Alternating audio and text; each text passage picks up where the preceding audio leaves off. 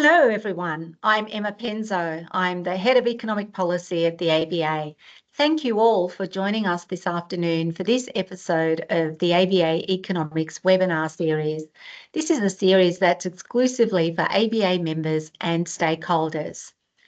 We commence our webinar today by acknowledging the traditional owners of the lands on which we meet today, and I pay my respects to their elders past and present. For us at the ABA, we are located on the traditional lands of the Gadigal people of the Eora Nation. Our member banks and their services are located throughout the lands of the Aboriginal and Torres Strait Islander people, whose 65 years of continued connection to country is a source of immense pride for us all. In today's session, we'll be hearing from two experts from Oxford Economics. Oxford Economics was founded in Oxford, England in 1981 as a commercial venture with Oxford University's Business College. Today, they've grown to be the world's foremost independent economic advisory firm with over 350 economists and analysts across more than 20 offices globally.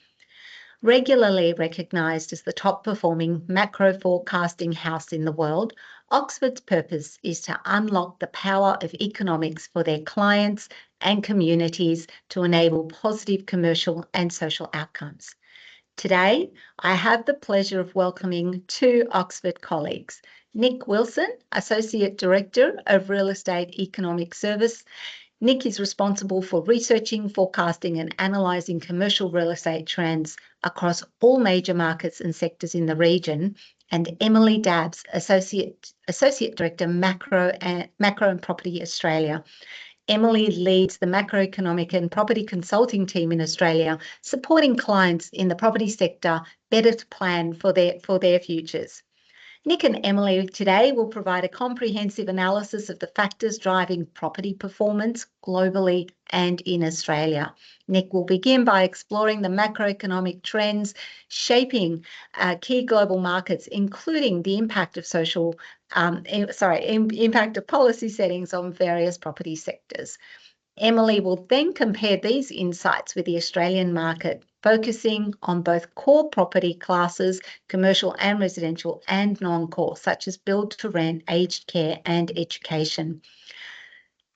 As audience, I encourage you to please submit your questions or comments by using the Q&A function, which is found at the top of the Teams page. And time permitting, we will answer as many as we can following Emily and Nick's presentations. Hi, Nick, over to you. Oh, hi, Emma. Thanks very much. And thank you to all of those who have joined today. Thanks, of course, to the ABA for having us to speak on markets today. So just a very quick rundown, firstly, about how today's structure will go. As mentioned, I'll just be talking briefly or for about 20 minutes on global real estate and economic conditions. We'll try to put Australia into context of where it sits in the world, and then I'll pass over to Emily, who will run through the Australian markets. As was mentioned, please feel free to submit some Q&A. And then as you'll see throughout the presentation today, there will be a QR code in the top right-hand corner. So if you would like to download a copy of the slides, please feel free to scan that. And that should take you to a link to get the slides. So with that being said, and given we've got quite a bit to get through today, we'll just kick off here. And I think obviously we'll start with the sort of key talking point within commercial real estate markets globally, which is monetary policy rates. I suppose you could say that that's been the key point of interest over the past couple of years, although now, of course, what we have seen is that there seems to be some relief on the horizon, which goes against the grain of some of the trends of the past few years. Now, of course, there are some divergences across global markets with regards to where they are in their policy rate cycles. We've seen Europe, the UK, Canada, and others already having commenced on their policy rate cuts. Obviously, we're looking at Australia. We think they'll be holding steady until some point early to mid next year. China, of course, has been cutting their repo rates more or less quite gradually for the past couple of years. We do think there is potentially a case for a more aggressive rate cut, although they are fairly low as they stand. And as you'll probably hear a little bit today, Japan's going to be a bit of an outlier in that they are starting to move in the other direction with policy rate hikes, albeit from an incredibly low base. Now, the US, of course, will commence their rate cutting our time this evening. There are some question marks, of course, as to whether or not they'll go for a 50 basis point cut or a 25 basis point cut. Regardless of that, we've effectively priced in about one rate cut per quarter over the next 2 to 2.5 years. We expect the terminal rate to end at around about 2.8 to 3%. Now, I think more relevant to commercial real estate markets is the shape of the yield curve and movements in those medium-term rates. And really, over the past 6 months, there's been a lot of movement on that front as expectations on rates turn bearish and some of the macro indicators solidify that sentiment. For the US, for example, we've seen over 100 basis points decline on the 2 to 3 year rates. We've also seen about 80 to 90 basis points of reductions on the 5-year swaps. 5-year swaps are now 3.4%, and that's down from a peak of about 5% in late 2023. Now, other markets have seen similar trends, of course, with the exception of Japan, where the swap curve is effectively lifted by 10 to 20 basis points across the entire curve. Generally, though, we are seeing this as quite supportive for the commercial real estate sector, and we expect the yield decompression or the yield expansion story that we've seen over the past 2 years to have effectively run its course by the end of the year. In saying that, there will be a couple of markets that will still be repricing next year. That's largely due to their repricing speed being quite slow. Nevertheless, we think that lower policy rates, while are positive, they aren't necessarily a silver bullet to solving all of the pain points in the industry right now. We do, however, think that it is creating an opportunity for some of that dry powder to start moving, especially as we move into 2025. Now, of course, one of the hangovers from the shift away from zero interest rate policy has been on the real estate distress and financing side. Now, we do expect some additional distress levels to materialize, but certainly the pace of the distress growth is certainly starting to slow. And it also remains quite concentrated primarily within the office segment and also the retail sector, at least for now. And this is a US example. Now, of course, for the US, the big risk is whether or not the multifamily, the equivalent of the BTR sector, starts moving into a more distressed state over the next 12 months. There was a huge amount of trading activity at the market peak where yields were very low and leverage rates were very high. So there is obviously a risk that some of that does start moving into a distressed state, because that would be unsustainable on today's debt servicing environment. So really the challenge is the legacy loan portfolios will remain a bit of a problem, but more positively what we're seeing is that new loan origination is starting to look far more feasible. Now, the yield expansion and repricing obviously supports healthier interest coverage ratios, and what we're seeing is that generally loan to value ratios across global markets remain fairly conservative by historical standards. Now, if we look at the past 6 months, obviously most markets have seen at least a moderate movement in their 5-year swaps. The lending margins have been a little bit mixed depending on market. There has been some upward pressure over the past year, of course, but that has started to ease quite significantly. And I would say that overall the spread between the cost of debt and property yields has now started to close back up. Europe has obviously moved into a territory where yields relative to the cost of debt are quite neutral. And Japan obviously remains a key outlier where there remains a very large positive spread, albeit that spread is reduced slightly due to the higher base rates. Now, in saying all of that, these, of course, are averages, and the differences at an asset class tend to be quite significant. Using US data, for example, the multifamily and logistics credit spreads on newly originated loans are typically at around about 200 to 250 basis points above funding costs, but the more distressed asset classes, as well as operating sectors like hospitality, in the US do have a pretty significant premium applied to them. We're looking at around about 300 to 350 basis points over funding costs. Now, I would say that this divergence at an asset class is probably not as pronounced elsewhere outside of the US. Certainly the more troubled sectors in the US are not feeling the same level of pain, for example, as they are across most of the Asia Pacific, and so lending margins would be typically a little bit more uniform there. Europe is probably sitting somewhere in between. Now, from a borrower's point of view on new loans, there is starting to be a little bit of light at the end of the tunnel. So to some extent, of course, overall credit demand is actually quite weak. Credit standards are typically still in a tightening bias, albeit they are much better than they were this time last year. Now, of course, the base rates are also helping, And for the first time in a few years at least, survey data suggests that lending margins could start to move back into contractionary territory toward the end of this year and into next year. So both Europe and the US have followed a similar trend on this front. However, there are, again, no doubt some differences at both a city level and a sectoral level there. But if we are to get a meaningful improvement in both lending margins and credit availability, that would certainly put a hard floor under valuations as well as lender confidence and further support the recovery into 2025. Now, just moving on to the transaction volume front, volumes are still down around about 60% globally from their peak. They're down around about 40% from pre-pandemic levels. We are now effectively at a 10 to 12 year low in overall deal flow. So very weak on that front. However, the declines have now slowed. Q3 is going to probably be a year-on-year growth story, and we are starting to build fairly strong conviction that we're going to start seeing a moderate improvement in transaction volumes next year. And there are a couple of reasons for that. Firstly, just touching on the cross-border side of the market, the declines from cross-border acquisitions have been even more pronounced than they have been for domestic investors. Cross-border investors' share of the overall market has dropped to a 2-decade low, accounting for around about 20% of overall acquisitions. So typically, of course, this represents the upper end of the market, and so it somewhat reflects a lack of large core deal flow across global developed markets. It also reflects a lack of private fund acquisitions. Private funds tend to be fairly active in cross-border transactions. Now, cross-border investors do, though, remain net buyers of real estate, having sold down very little over the past 2 years. But we think from an acquisition standpoint, this could be a fairly strong growth driver over the next couple of years.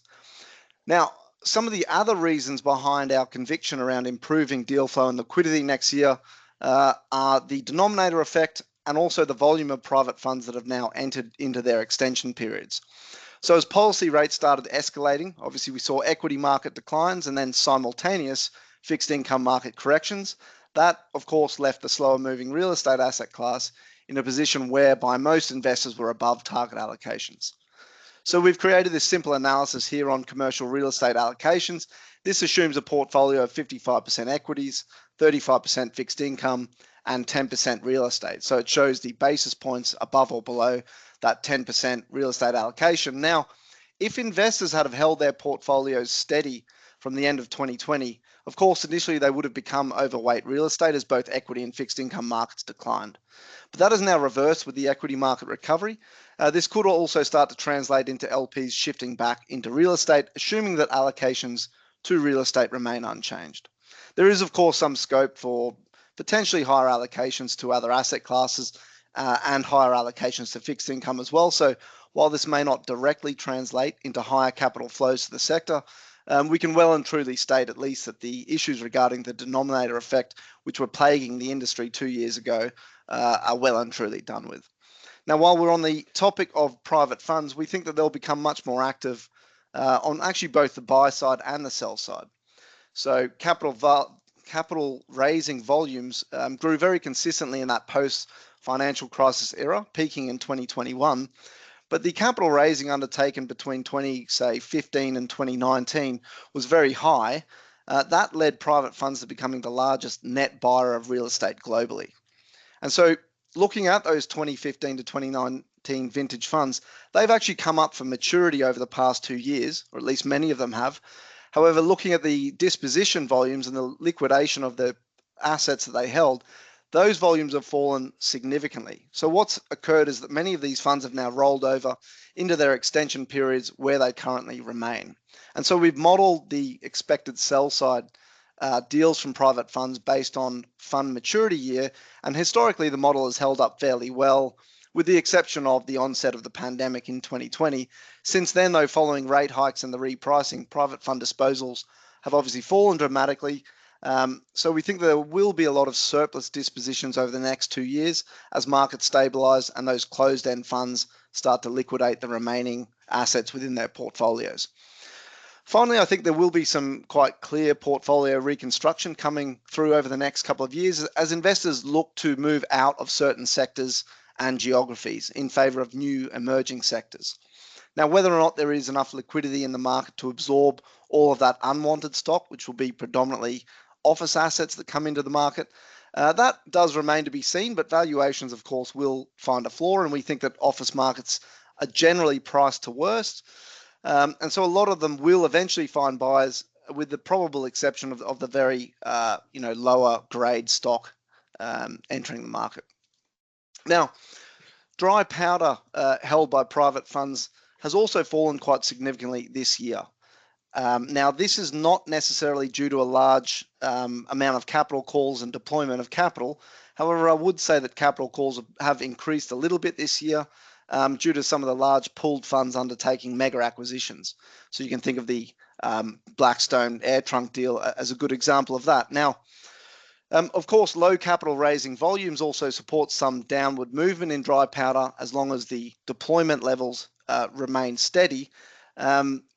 However, what I think has really occurred is that some of the older vintage funds with dry powder have now run past their investment window.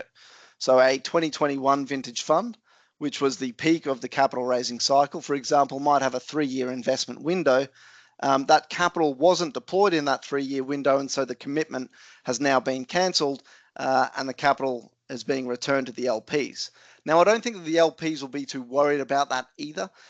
Clearly, the investment environment has changed quite considerably since 2021, and so perhaps they're going to start redeploying that capital with slightly altered return hurdles and new investment strategies. So just shifting gears here for a moment, we've recently released a new report around real estate megatrends. So these, we believe, are the fundamental forces of secular change that will drive long-term real estate performance. And we've scored 25 global markets on each of these 4 key themes. They are demographics, technology, geopolitics, and climate. Now, with these challenges in mind, our new Megatrend Resilience Index aims to shed light on the combined effect of these 4 secular forces, both at an all-property combined commercial real estate level, which we're seeing here, and also at a sectoral level. Now, we don't have enough time today to go through all of the sectors, but if you would like more details on this, on the methodology of this report, or a copy of the report to see the sectoral scores, then certainly please let us know and we'll be happy to send it over. Now, the long and short of it is that actually it's Australia that is our top country overall with the best all property score in both the demographic and geopolitical categories, a top 10 score in the technology sector, however, a bottom quintile score for climate. Now, Australia's long-term demographics are very positive, of course, with strong population growth projected to be the strongest within our set of 25 countries. The main cause of concern, of course, is climate, with the transition risk premium largely due to a steep decarbonisation pathway in Australia. Now, just touching on a couple of these mega trends, and I'm not going to cover them all in much detail, but I just want to talk about demographics and technology. Now, I think typically people think of demographics as like an intergenerational, slow-moving trend. Now, it's our view that the speed of change of demographics has started to accelerate, particularly on the birth rate side of things, and that demographics now should be quite a strong consideration in the current investment cycle. So if we were to take a fairly long-term investment view of about 10 years, we could either choose to allocate to a market with a 12 to 14% growth in their labour market, or we could choose to invest into a market with negative growth of 12 to 14%. And so there's really a full 25% spread in labour force growth between investing in Australia or investing in Korea, for example, and that's just over the next decade. If we were to expand that out to 20 years, we're looking at an almost 50% difference in labour force growth between those 2 markets. Now, population ageing and low birth rates are significantly more pronounced in Northeast Asia than anywhere else in the world, and yet 70% of investment volumes in the Asia Pacific right now go to China, Japan, and Korea. So investment over time will need to be reallocated either to other sectors like aged care, medical suites, and life sciences, or to some of the other emerging markets in Asia Pacific, which currently receive less than about 10 to 15% of total spending. Now, alternatively, of course, Australia could also start to absorb an even higher share of cross-border capital into the region. Now, on the office front, for example, labour force contraction doesn't necessarily translate to a decline in office workers, although it certainly will at some point eventually. Right now, we're in a phase of labour force migration in some markets like Korea and China, where workers are migrating more towards office-based jobs. So there is still some office job growth in China. Korea has now more or less flatlined, and we are expecting even office labour numbers to start to decline by the end of the decade, which is actually an interesting combination given the outlook for Korea that it has actually been the best performing office market in the world over the past couple of years. Vacancy rates are about 2 to 3%, and rents have grown by around about 30% over the past 3 years. Nevertheless, in my view, I think looking forward, that is certainly not going to last very much longer. Now, to some extent as well, these megatrends don't work just in isolation. So there's really the relationship between them that also matters. And so we've done a lot of work on the technology front and of course on AI. And there's of course some offsetting demand effects with regards to certain sectors. So we have previously examined the potential impact of generative AI on employment by industry, and then we've allocated those industries into commercial real estate sectors. So this was done for the US, for an example, and our research revealed that offices are likely to be the most exposed to generative AI, which I suppose is yet another blow to the market and compounding the already weak demand side fundamentals being felt from flexible work trends. On the other hand, generative AI is also now a key demand engine behind the build out in data centers and is driving a lot of growth in energy consumption. We've actually recently done a report around renewable energy investment growth from commercial real estate investors. Certainly reach out if you'd like a copy of that report as well. So office demand will be challenged across global markets, but certainly probably more acutely in some of the large gateway and tech-heavy cities. Now, on a quick comparison front, adopting to the e-commerce disruption for the retail sector meant addressing surplus retail space. And so we believe that the older, poorly located office stock will require adaptive reuse or demolition. The challenge, though, is that we believe that only around about 10% of office buildings in existence at the moment are both suitable and feasible for repurposing. So to some extent, there will be some persistent vacant space that will remain a drag on office performance globally over the next several years as office markets adjust to the current and future technological disruptions. So effectively, generative AI will accelerate office obsolescence, particularly for the lowest grade of stock. Okay, so just moving away from those mega trends, we've spoken a little bit about some of the different asset classes. We don't have time to cover them all today at a global level, but I wanted to switch attention here to the trends occurring in tourism markets. So generally, the Asia-Pacific markets were fairly late to commence on their post-pandemic recovery, but now tourism growth is outpacing other parts of the world, and the overnight visitor arrivals are starting to outpace new room supply growth. So the growth is supported for different reasons, really, in different countries. Looking at places like China and Australia, what we're seeing is a lot of the growth in overnight hotel stays is being heavily determined by domestic demand, whereas in countries like Japan and Singapore, they're experiencing a large set of growth in terms of inbound foreign arrivals. Occupancy rates have recovered and are now typically above pre-pandemic levels. That's the case for Tokyo, Singapore, Sydney, and Hong Kong, where occupancy rates are plus or minus 80%. RevPAR growth has been running at double-digit rates and upwards of 20%. In the case of Japan, as a weakening yen was supporting further inbound tourism, although that might start to change given the appreciation of the yen. Now, we expect longer term that the growth in night stay in paid accommodation in Asia Pacific will outpace other markets globally. We also expect that spending on accommodation in core Asia Pacific markets will grow between an annualized rate of about 3.5% to 5%, whereas typically we're expecting that same metric to run at 2 to 3% elsewhere. Therefore, on a returns basis, we do see some outperformance in Asia Pacific at both a levered and an unlevered basis. Now, speaking of returns, there is going to be a fundamental shift in the composition of returns over the next cycle. Now, we expect returns to normalize from next year as the repricing phase matures, but the components of returns will certainly be different moving forward.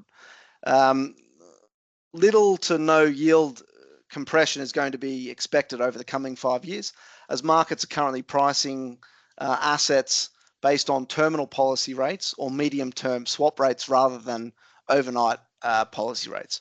So this free ride that we've seen in the last cycle of capital value growth being driven by yield compression is unlikely to be replicated. This will obviously have a bit of an impact on markets in a number of ways. Certainly, investment strategies will have to shift, as seeking out yield compression will be harder. So higher income growth sectors may shift further into focus, and then yield spreads between sectors will also become very important, and then downside risks to rental growth will need to be considered. I think it'll also be important from the financing side. Obviously, loan to value ratios are unlikely to decline during or throughout the term of the loan, given that there is going to likely be less capital value growth. And so potentially there will be less leverage top-ups and a lot more focus on lending metrics like debt yields and interest coverage ratios. Now, just to finish on my section and to wrap things up, now I know things obviously feel like the investment climate is challenging at the moment, and although we do believe that the recovery in commercial real estate markets will commence, albeit at a slightly slower speed than we've seen in previous cycles. Now, Australia actually fares quite well relative to other global markets on our all property total return outlook. Much of the returns here are, of course, yield driven and then income growth moving forward. Now, Australia does have stronger fundamentals, of course, to drive end user and tenant demand and therefore rental income relative to other markets. Finally, we do a lot of scenario analysis at Oxford Economics and based on some of the key issues of the day, and we're able to run those scenarios across all of our macro and real estate indicators. So right now, of course, some of the key concerns are around inflation, interest rates, geopolitics, and potential conflicts. And so this chart on the right here shows the impact on our total return in Australia out to 2026 relative to our baseline forecast. So on the positive side, if we were to see a more rapid return to target inflation, this would provide an additional 4 to 5% upside on our total returns relative to our baseline forecast. Now, we think that for Australia, the US election is unlikely to have a huge impact, although potentially some of the Trump trade protectionism could have a second order effect on our trading partners and would also be somewhat inflationary. But the impact of commercial real estate markets in Australia is probably more limited than it is elsewhere on the political front. Finally, if we were going to experience higher for longer interest rates and therefore a return of inflation, that would be the key drag on market performance. We would expect around about a 6% reduction in our total return forecast over the next 2 years. So that's all from me. I'll now hand over to Emily to talk you through the Australian real estate markets. Over to you, Emily. Fantastic. Thanks, Nick. That's a great global backdrop to sort of set the scene for diving into the Australian markets. Over the next 20 minutes or so, I'll take a look at some of those key drivers that are driving the outlook for Australia's property market. We might start off with a quick refresher on the economic outlook and economic growth fundamentals. Basically, after rebounding post the post-COVID lockdowns, economic activity has really slowed here in Australia, like around most of the rest of the world. We're expecting GDP growth to come in at 1.1% in 2024 before rebounding up to 2.1 in 25.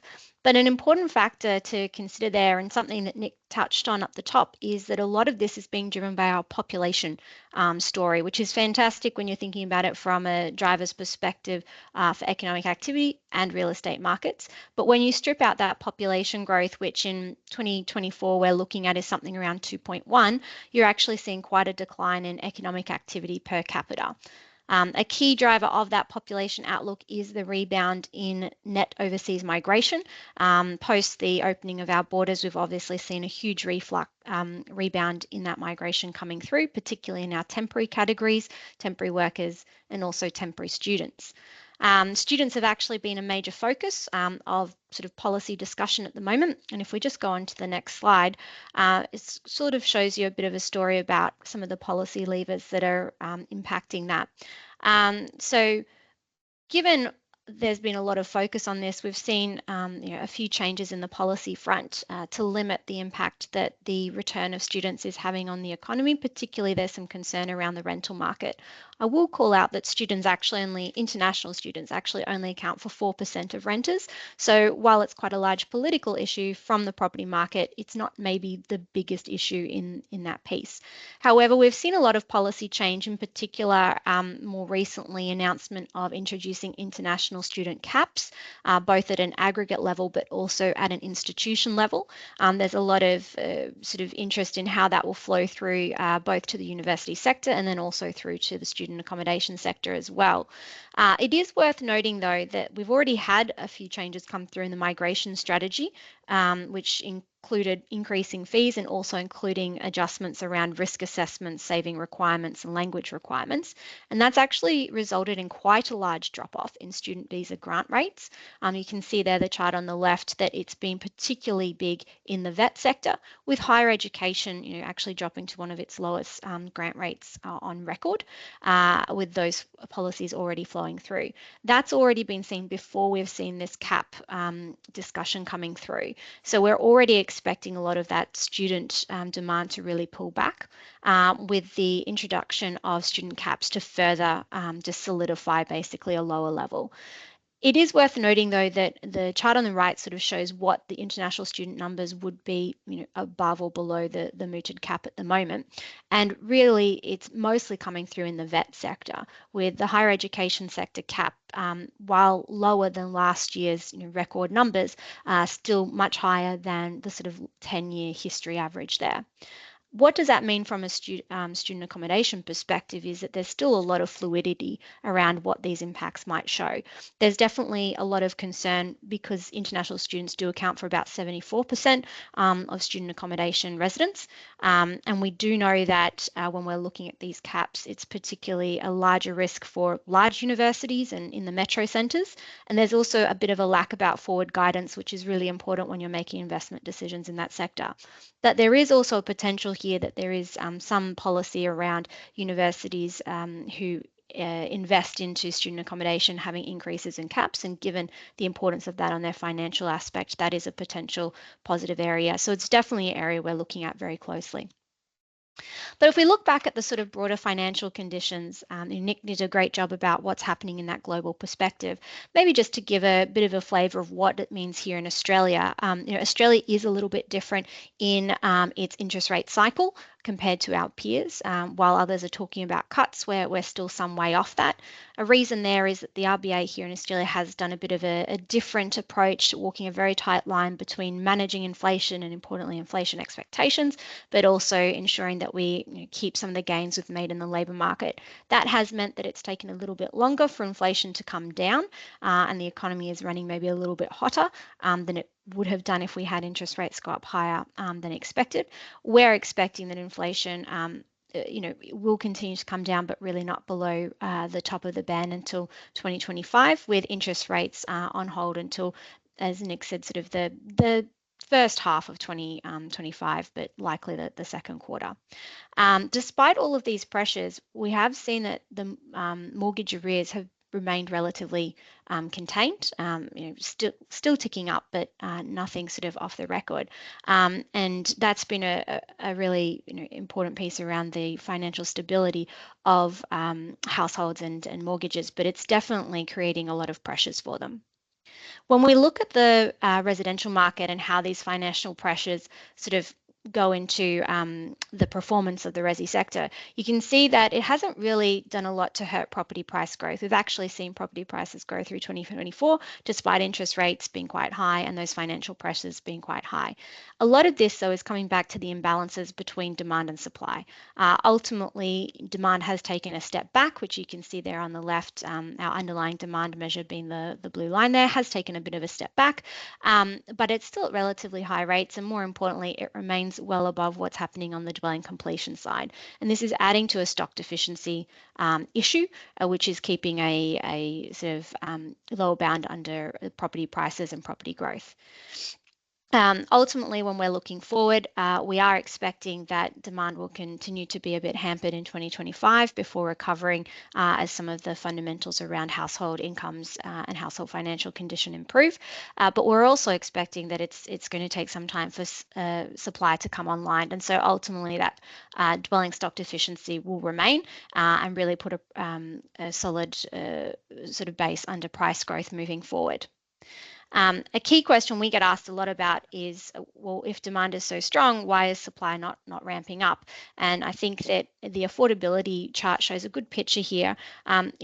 A key part of supply coming online, so in the next chart, if we go through there to the affordability metrics, a key chart about supply coming online is for feasibility to stack up. It's a high cost environment, high financing cost environment as well.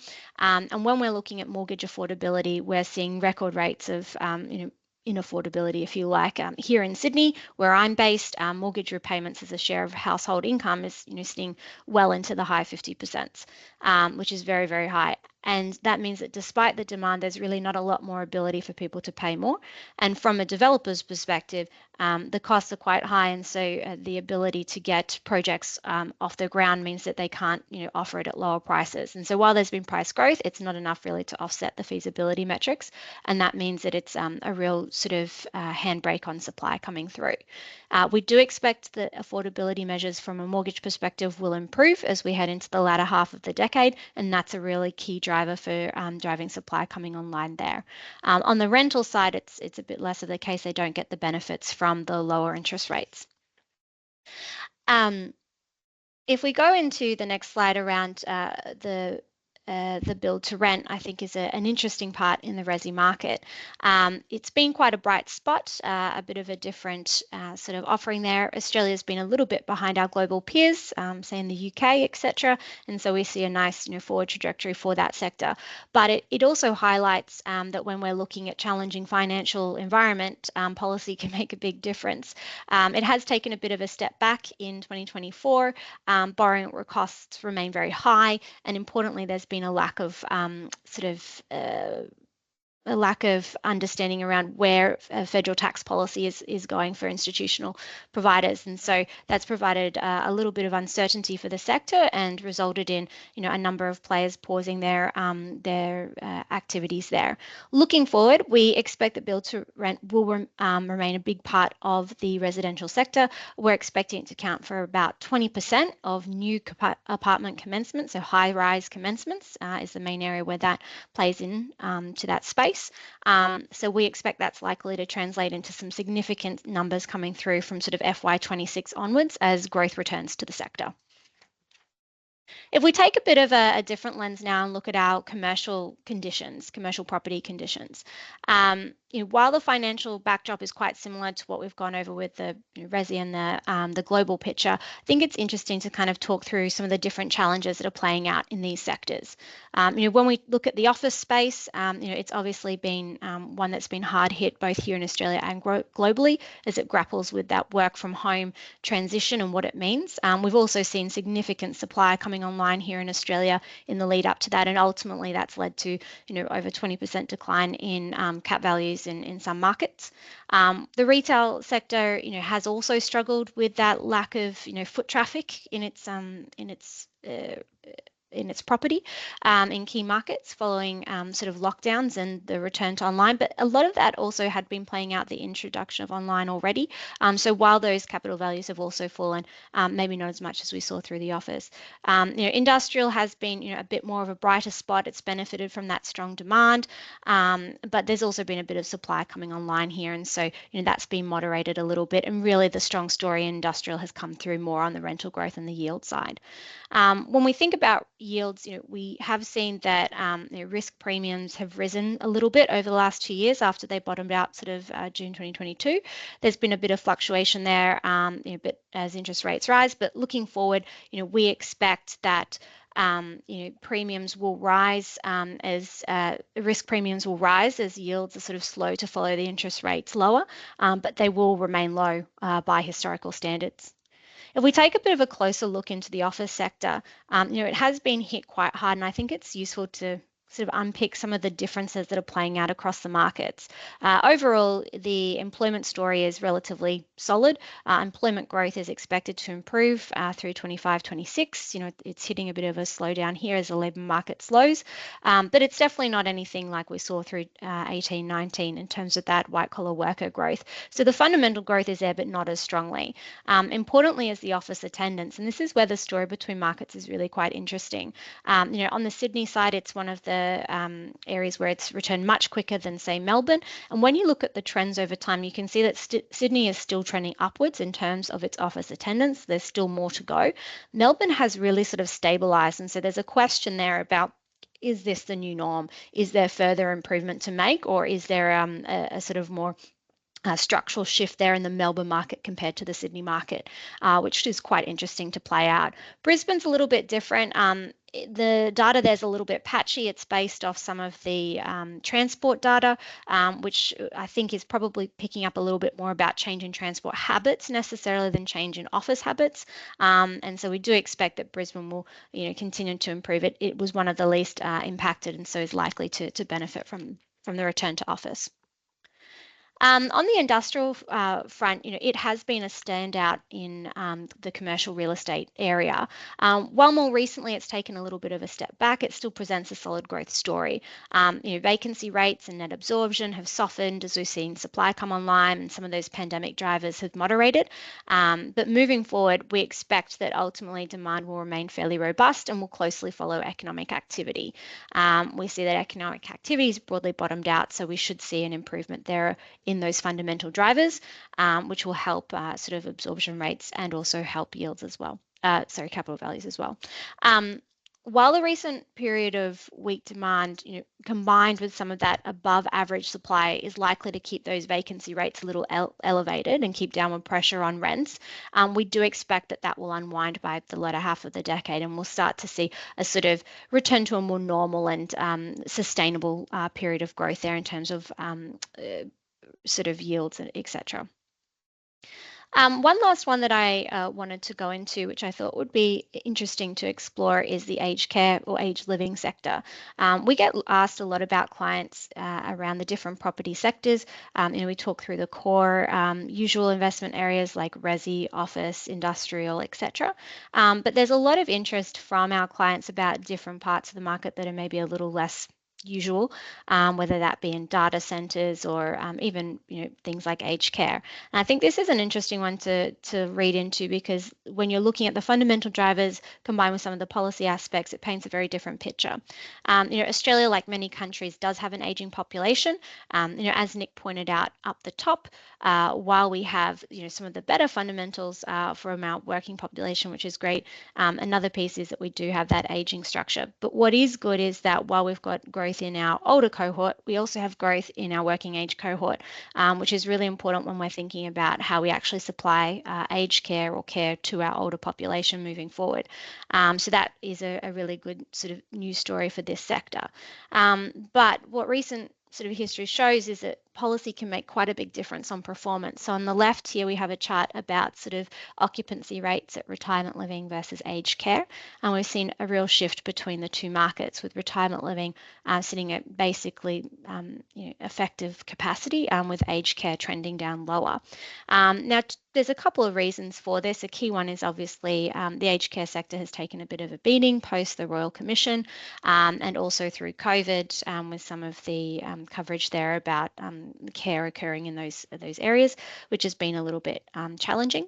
There's also been a push from government for more in-home care, and which has enabled people to sort of stay in their home for longer. It's also meant in a lot of cases that you can actually have in-home care subsidised by the government in retirement living. And so that retirement living starts to look as a very attractive option for residents to look at. Not only does it provide all of the independent living elements, but there's even elements about co-location with aged care, etc. So you can have access to that support as you need. When we look forward, we are expecting that retirement living penetration rates are likely to increase over the next little while. Ultimately, we're sort of expecting that demand is likely to suggest that we need about 11,000 more retirement living housing pieces for each year to meet demand.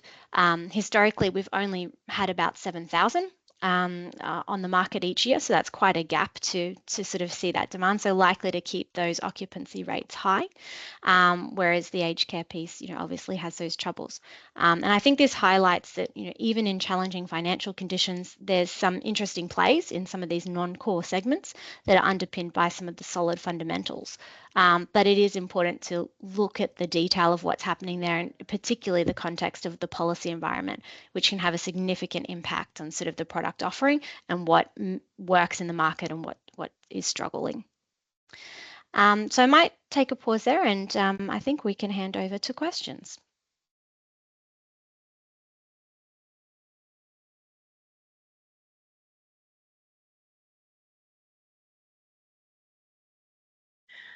Thanks, Emily, and thank you, Nick, as well. Thank you for your presentations, taking us from big picture global across multiple asset classes, right down to local assets such as aged care. I thought that was really interesting background. Appreciate your expertise. I've got a few questions that I'll start off asking, and members, if you have questions too, please do put them into the Q&A, and we will pick them up. But I'll come back to you, Emily, in the first instance, just picking up off what you were talking about. We all know about the government's very ambitious 1.2 million structure housing target for financial year 2029. That's not that far away at all. What is your view of the government's ability to meet that target, and are they going to meet it? And if not, like, what is it that might be preventing or precluding that target from being met? Yeah, thanks, Emma. Good question. Ultimately, it is a very ambitious target, 1.2 million houses. Our viewpoint is that given you have pretty good lead on completions when you think about approvals, commencements, completions, and those rates. And realistically, we don't see the FY29 target as feasible at this stage. So, if you added another year on FY30, it might look a little bit feasible. It would need quite a ramp up in activity, but that could be achieved. We really just see the next couple of years as being quite challenging when you look at what's in the pipeline. And I think it's important, there's a number of factors that often get discussed when it comes to residential housing targets and how to boost supply. One is often workforce, and that is definitely a challenge. But realistically, when we're talking to the market, the main challenge is feasibility of projects. The cost of doing a project has gone up enormously. Construction costs, just with a lot of costs in the economy, have gone up very, very high over COVID. And while that construction cost inflation has moderated, it has not meant that prices have come down. So the cost of building the same buildings that you would have done back in 2019 is much higher than it is it's much higher today. And that means that you need much higher prices to make those pieces stack up. And with things around financing, you often need a certain amount of pre-approvals to get financing to break ground, pre-sale, sorry. With a lot of that not coming through because of the challenges around affordability, it's meant that projects just can't commence, cannot break ground.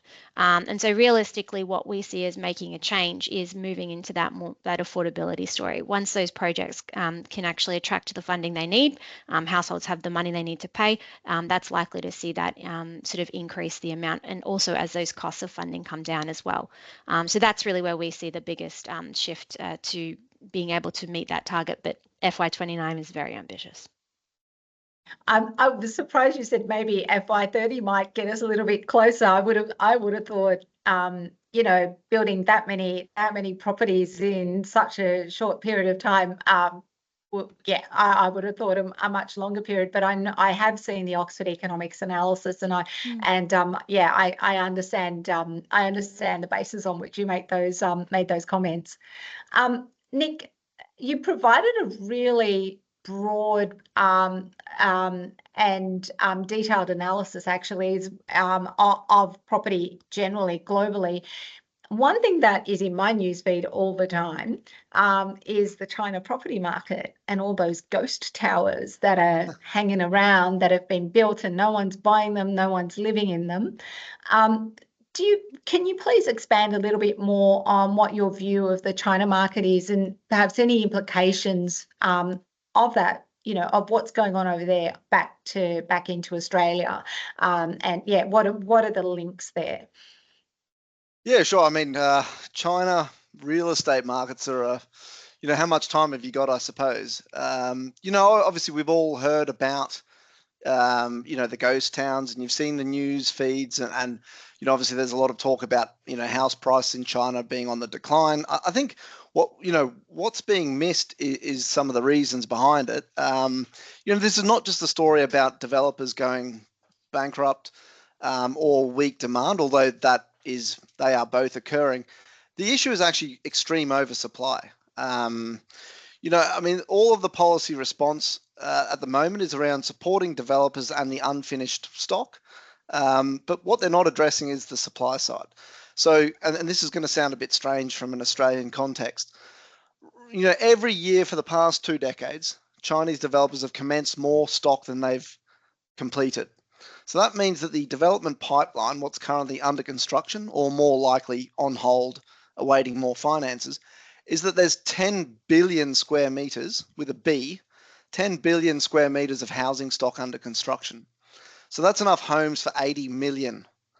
Now at about 2.5 people per dwelling, you're looking at, housing for over 200 million people.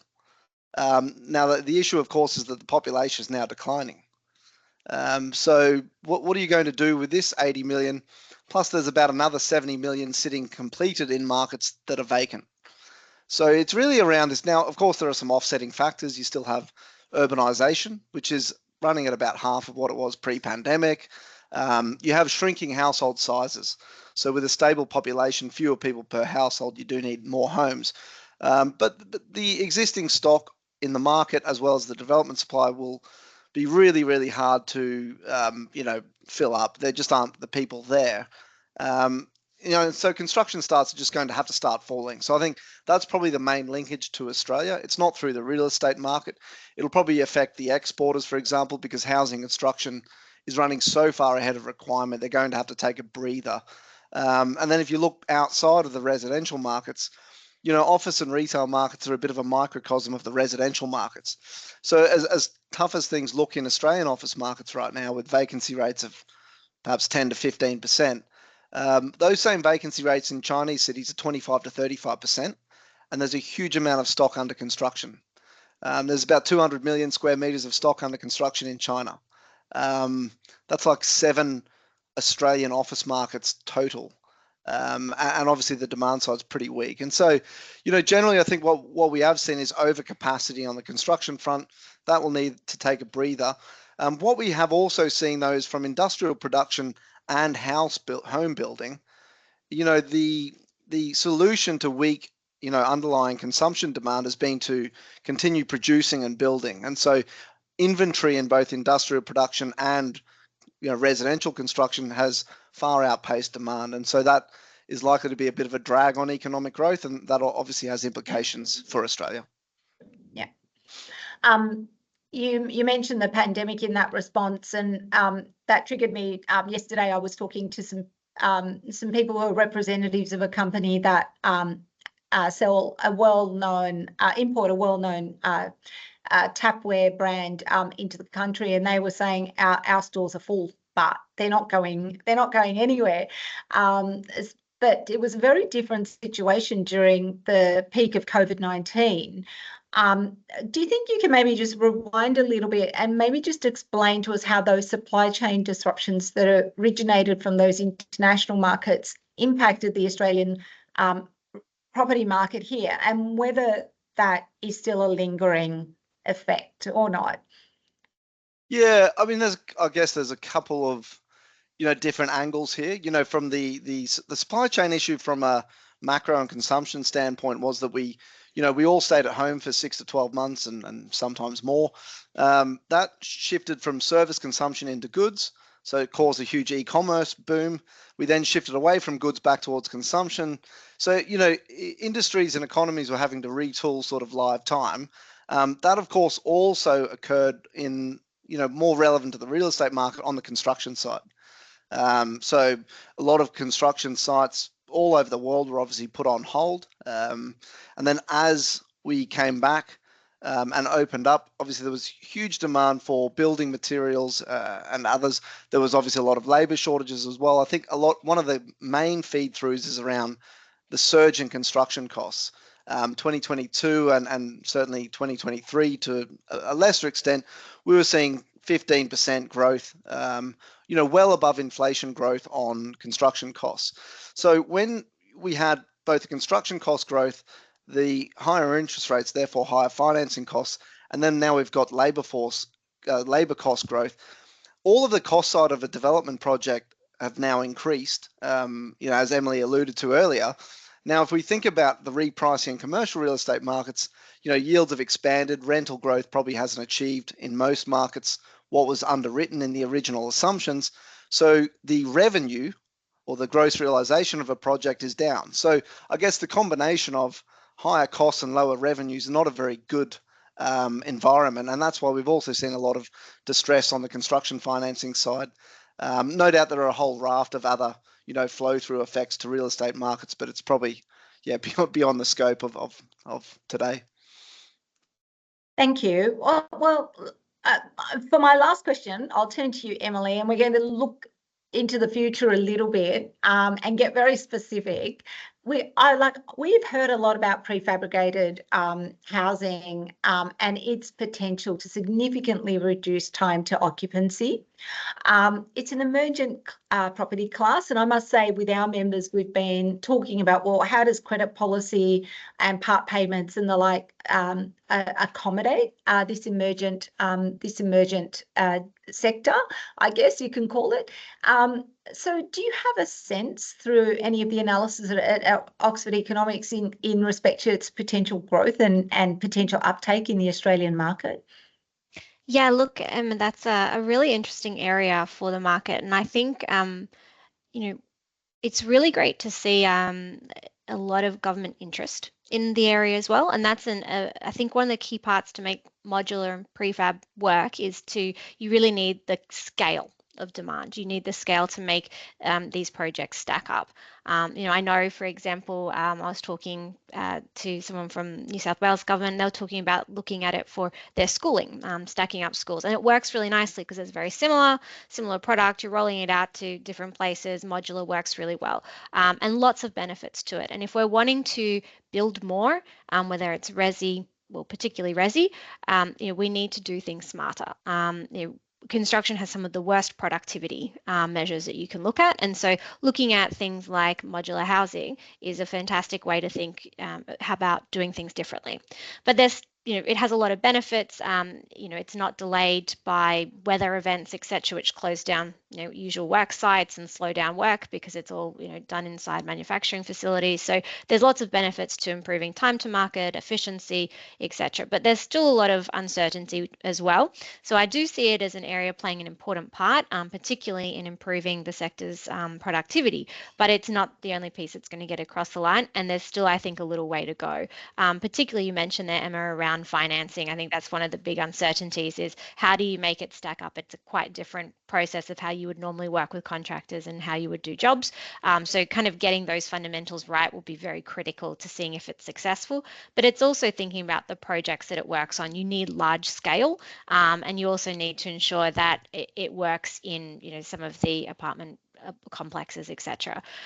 But if you think long term, there's probably two key drivers that I think are really useful for it. It does have a lot of benefits for productivity, so I can see a lot of piece behind it. And also another piece is probably there's potential there to help with things on the climate change transition as well, particularly when we're looking at sort of circular economy and factors like that. So there's a lot of benefits sitting there behind it, and we do see it as playing an important part in the market, but it's definitely not something I see as a major part necessarily tomorrow. It's probably got a lot more work to go there. Well, thank you. And I think on that note, on that positive future note, and the fact that we know that innovation and dynamism can be injected into this sector. It's not a staid sector at all. On that point, I will bring today's discussion to a close. Thank you, Emily and Nick, for your expansive update on global trends shaping Australia's real estate market and Australia's real estate market. It's really good to remember that even though we might tend to see property matters as a local thing, as a local issue, it does connect into the global forces as well, and its trajectory and its value and its time to market is also heavily influenced by global forces as well. Members, if you missed the QR code, please email us at events@ausbanking.org.au and we will promptly direct you to how to get today's presentation. And just a reminder, there will be a future of banking webinar coming up in October, so look out for that in your inboxes as well as through the weekly newsletter. And that one is going to be Amazon Web Services presenting a web business enablement specifically in respect to APS 230. So thank you, everybody, and wishing you a good afternoon. Until next time, stay well. Bye.